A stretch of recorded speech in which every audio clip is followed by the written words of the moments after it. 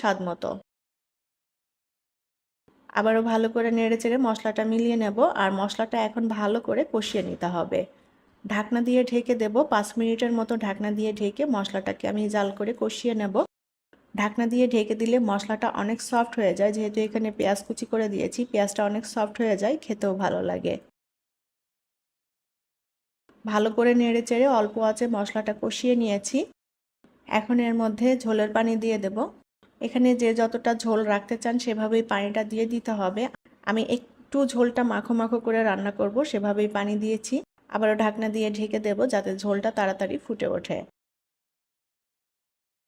ঝোলটা ভালো করে ফুটে উঠেছে।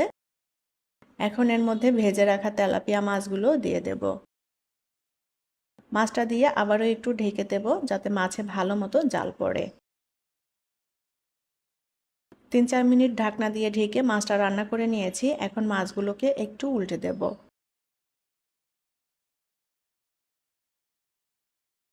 এবার এর মধ্যে দিয়ে দেব হাফ চা চামচ পরিমাণ টালা জিরার গুঁড়া। জিরার গুঁড়া দিয়ে আলতো করে নেড়েচেড়ে মিলিয়ে নিলাম। এখন এর মধ্যে দিয়ে দেব কয়েকটা কাঁচামরিচ। কাঁচামরিচটা একটু চিড়ে দিয়েছি। আবারও ঢাকনা দিয়ে ঢেকে দেব।